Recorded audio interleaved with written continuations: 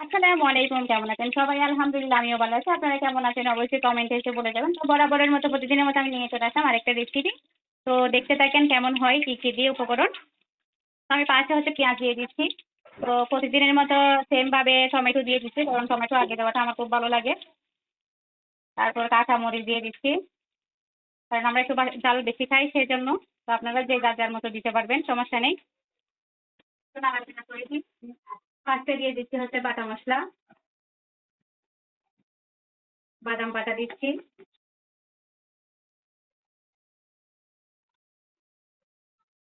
দিচ্ছি সরিষা বাটা। একে একে সব উপকরণ দিয়ে দিচ্ছি আমি। নাড়াচাড়া করে দিই। তো দেখতে থাকেন সবাই। আমার ভিডিও আপনাদের থেকে কেমন লাগে অবশ্যই কমেন্টে জানাবেন। আর লাইক কমেন্ট শেয়ার দিয়ে পাশে থাকবেন। একে একে মশলা দিয়ে দিচ্ছি।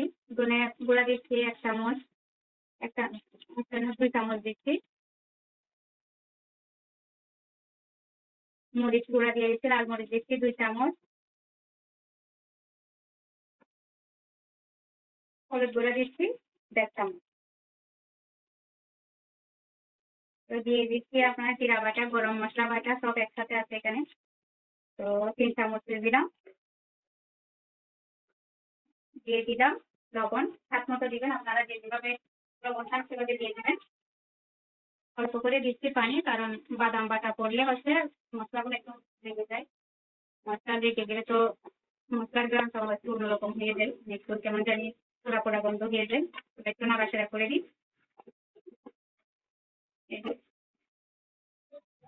তো আমরা একটু মশলাটা কষিয়ে নিই। কষানোর পর আমার আলু দিয়ে মুরগির মাংস ওটা দিয়ে দিব। অল্প করে দিয়ে দিচ্ছি টমেটো সস।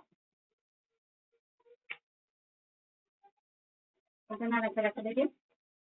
অপেক্ষায় থাকি ফাইনাল লুকের জন্য। একটু মশলাটা কষিয়ে আবার রাখতেছি। তো মশলাটা এখন দেখেন মোটামুটি হয়ে আসছে। এখন আমি দিয়ে দিব আলু, দেশি আলু। এগুলো একটু ভালো করে কষিয়ে নেবো আবার। আমার বাচ্চারা একটু আলু বেশি খায়। আলুটা দিয়ে দিই,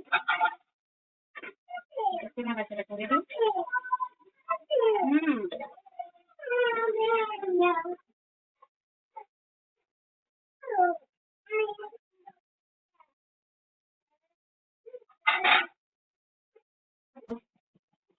দেখেন কালারটা কেমন আসছে। তো এখন আমি মুরগির মাংসটা দিয়ে দিব।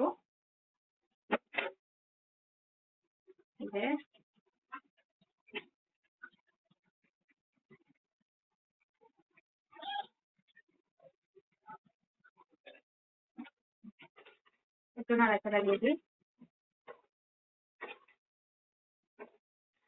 তো আপনাদের যদি আমার ভিডিও ভালো লাগে অবশ্যই লাইক কমেন্ট শেয়ার করে দিবেন। কিছু ভালো লাগলে ফলো দিবেন প্লিজ। পাশে থাকবেন। একে অপরকে সাপোর্ট না করলে আসলে কখনো সামনে এগিয়ে যাওয়া সম্ভব না। আপনাদের ভালোবাসায় আমার সামনে এগিয়ে যাওয়ার সম্ভাবনা বেশি থাকে। আমি বলতে না, যে কোনো মানুষই কেউ কারো সাপোর্ট ছাড়া আসলে এগিয়ে যাওয়া কোনো সম্ভব না। তো পাশে থাকবেন। থাকি অপেক্ষা করি যে ফাইনাল লুক কেমন আসে। আপনাদের সাথে অবশ্যই শেয়ার করবো। দেখেন ফাইনাল লুক কেমন হয়েছে অবশ্যই জানাবেন। আলু দিয়ে মুরগির মাংসের ঝোল, আমাদের ঘরে সবাই এটা পছন্দ করে। তো কেমন হয়েছে অবশ্যই বলবেন প্লিজ। কেমন হয়েছে অবশ্যই কমেন্টে জানাবেন। আর ভালো লাগলে অবশ্যই লাইক কমেন্ট ফলো দিয়ে পাশে থাকবেন।